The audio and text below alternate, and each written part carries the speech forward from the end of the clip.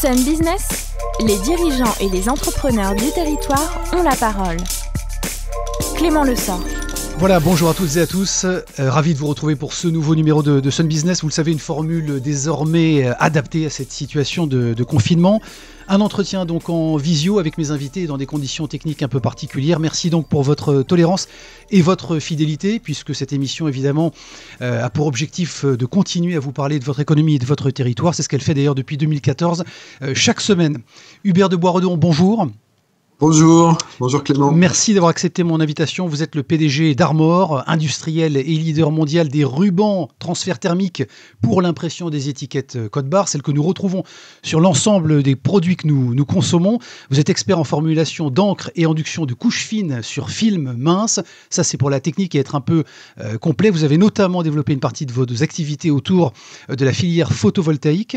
Armor, c'est 2000 collaborateurs déployés dans une vingtaine de pays à travers l'ensemble des continents. Vous avez réalisé en 2019 un chiffre d'affaires de 280 millions d'euros. Ça, c'était pour les présentations. En tant qu'industriel, capitaine d'industrie au long cours, si je puis dire, Hubert de Boisredon, peut-être commencer par nous dire quelles sont les deux premières grandes mesures que vous avez prises pour faire face à ces cataclysmes économiques provoqués par cette crise sanitaire sans précédent. Bon, écoutez, d'abord bonjour à tous ceux qui nous écoutent. Effectivement, nous subissons tous une crise qui est très importante, qui nous a pris de court, qui nous déroute. Et j'allais dire dans ce contexte, les deux premières mesures, c'est d'abord des mesures sanitaires, de penser à la sécurité, à la santé des personnes.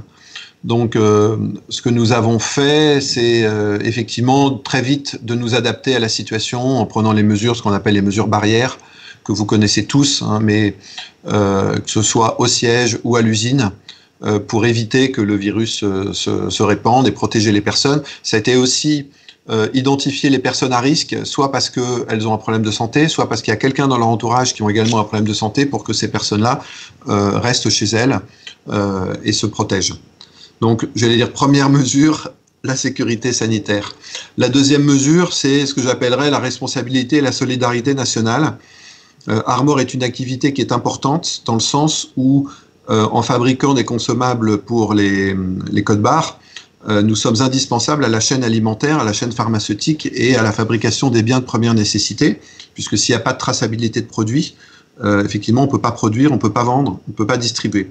Donc, c'était un devoir pour nous qu'Armor continue de fonctionner. Et donc, ce que nous avons fait, c'est chercher la meilleure façon de continuer à fonctionner sur les chaînes de production, mais aussi au sein des équipes, parfois par roulement, mais en assurant une présence. Vous voyez, je suis là actuellement au bureau, comme la plupart des responsables de service, l'ensemble des membres du comité de direction sont sur place au travail. Ça veut dire, Hubert de Boisredon, que vous avez réussi à trouver un équilibre dans la qualité de ce dialogue social et traiter cette équation, cette injonction paradoxale que connaissent la plupart des salariés, en tout cas une partie dans nos entreprises aujourd'hui, à savoir respecter le confinement et donc rester chez soi, et ce en même temps de pérenniser l'activité de son entreprise.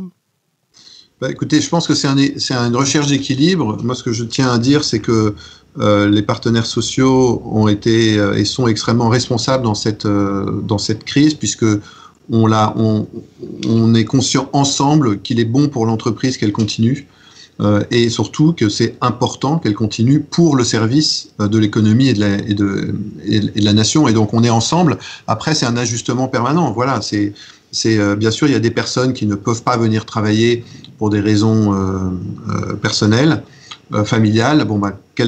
Comment les accompagner au mieux tout en assurant que l'activité continue. Hubert de Boisredon, je voudrais que vous nous donniez aussi votre avis en tant qu'industriel toujours, et concernant notre pays particulièrement. Comment est-ce que vous jugez, vous, le manque d'anticipation et de retard, notamment pris sur la livraison de moyens de protection pour nos soignants particulièrement ? Je suis pas politique, mais ce que je pense, c'est que on était un peu dans une spirale d'illusion collectivement. La spirale d'illusion, c'était que on était dans une croissance qui ne s'arrêtait jamais, avec une bourse qui ne cesse de monter, des profits qui continuent, et une espèce d'illusion que la logique, c'est que tout ça croissent sans cesse, sans être atteints par une quelconque faiblesse qui arrive sur le chemin. Et je pense qu'il y a un petit peu un certain orgueil dans cette attitude-là, et qui a pu conduire aussi à un certain aveuglement, je pense, de nos pays par rapport à des situations. Donc, quand il n'y a pas de problème, on diminue les sécurités. Par exemple, on va diminuer les stocks de masques et autres, parce qu'on se dit, voilà, c'est pas si nécessaire qu'il y en ait autant, il faut faire des économies, donc on va faire des économies sur des choses qui peuvent être essentielles. Et je pense que c'est là où il y a eu un manque d'anticipation, effectivement. Et la crise nous rappelle qu'en fait, on est fragile, et c'est un vrai questionnement sur le fond, sur aussi nos économies, c'est-à-dire sur quoi cette économie capitaliste aujourd'hui est construite. Est-ce qu'elle est construite sur cette quête de chercher à vouloir le profit maximum en toute chose, ou est-ce qu'elle prend aussi en compte une solidarité nécessaire à la fois au sein du pays et entre les pays? Je pense notamment avec des pays qui sont plus défavorisés que nous. Pour lutter justement contre cette situation, vous avez décidé de vous engager en partenariat avec l'Université de Nantes et sa filière de valorisation qui s'appelle Capacité.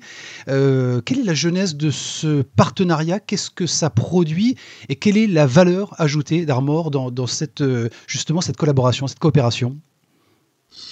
Alors, ce partenariat sur la fabrication de visières par impression 3D est tout à fait exemplaire, parce qu'il est le signe d'un écosystème de la région nantaise qui se rassemble pour trouver une solution au lieu d'être abattu et de se replier sur soi. Qu'est-ce qui s'est passé? C'est que, je pense d'abord, il y a eu une prise de conscience de certains acteurs, dont l'Université de Nantes, sur le fait que, dans cette crise, qu'est-ce qu'on peut faire? Avec l'idée de fabriquer des visières, on a été sollicité. On a répondu présent. On a répondu présent d'abord en disant on veut faire quelque chose. Et ce que j'ai trouvé tout à fait significatif, c'est qu'au sein de l'entreprise, que ce soit les responsables du business, les responsables de production, se sont dit mais comment peut-on adapter notre outil? Et on a décidé de réorienter tout notre outil de fabrication additive, donc sur notre usine 3D des Sorinières, vers la fabrication de visières pour assembler des masques. Et en plus en associant nos partenaires comme Airbus, et d'autres pour aller fabriquer le plus grand nombre possible de ces visières. Le plus grand nombre, ça veut dire l'objectif de 1000 produits, en tout cas 1000 masques ou visières produits chaque semaine, est-il tenable? Oui, il est tout à fait tenable. On a déjà, au moment de l'interview, donc ce mardi, on aura fabriqué à peu près 4000 visières. Il y a à peu près 30 000 commandes de visières pour l'instant et on met en place tout l'outil industriel pour pouvoir accompagner ce mouvement avec la capacité d'en produire encore beaucoup plus. Alors les premiers bénéficiaires Hubert de Boisdon, ce sont les personnels soignants du CHU de Nantes, mais également de la PHP, l'assistance publique et des hôpitaux de Paris. Vous pensez également équiper d'autres professionnels comme les policiers, les pompiers ou les commerçants par exemple? Alors nous sommes ouverts, et c'est bien l'idée de la montée en puissance, à pouvoir fournir toute demande qu'il y ait, en priorité donc bien sûr les soignants, les hôpitaux, mais également d'autres services de l'État, également les entreprises qui pourraient avoir besoin de ces masques de protection. Et donc voilà, actuellement nous apportons, enfin nous offrons ce service, nous donnons la possibilité de ces produits à ceux qui en ont besoin. Hubert de Boisdon, j'aimerais vous citer, vous dites dans un tweet récent, en agissant ensemble pour fabriquer des visières, justement ces visières qu'on évoque aux soignants qui sont au front, nous, industriels, montrons à quel point une industrie française est nécessaire. Alors, au-delà du système de santé qui a été longuement détricoté, et on en voit les conséquences aujourd'hui par nos politiques publiques, est-ce que vous dénoncez aussi un manque de considération de nos élus, nos politiques, pour le corps industriel, l'appareil industriel français ? Je parlais tout à l'heure d'une certaine illusion collective par rapport au fait d'être impuissant, intouchable, et qu'une croissance qui ne cesserait de croître, j'allais dire. Bon, il y a aussi une certaine illusion collective par rapport à la place de l'industrie. C'est-à-dire qu'il n'y a pas si longtemps, certains même supposés grands capitaines d'industrie expliquaient qu'il fallait des entreprises sans usines. Sous-entendu, pourquoi aller dépenser plus d'argent en fabriquant en France puisqu'on peut tout faire fabriquer en Chine? Bon, j'ai des dire voilà où ça nous a mené aussi. C'est-à-dire qu'une des raisons du problème qu'on a aujourd'hui de fourniture des produits de première nécessité, notamment des masques, vient aussi du fait qu'on a délocalisé parfois des productions sans réflexion. On a fermé, je pense, l'exemple d'une usine en Bretagne qui fabriquait des masques, qui aurait pu en faire, on l'a fermé pour des raisons financières, mais pas forcément en pensant toujours au bien commun, j'allais dire, de la population. Je pense qu'il faut qu'on retrouve le sens de l'utilité de l'industrie. On a besoin de fabrication sur place, de fabrication de proximité, et pas d'être complètement dépendant de pays lointains, puisqu'on voit bien qu'une crise comme celle-là nous fragilise énormément. Je veux dire, si on n'avait pas des industriels en ce moment qui existaient encore pour aller fabriquer du gel, pour aller fabriquer du masque, pour aller fabriquer des visières, nous serions dans une situation encore plus difficile que nous le sommes. Au-delà de cette initiative justement remarquable et cette situation exceptionnelle, Hubert de Boisredon, est-ce que vous croyez justement encore à une industrie qui soit essentielle à la nation ?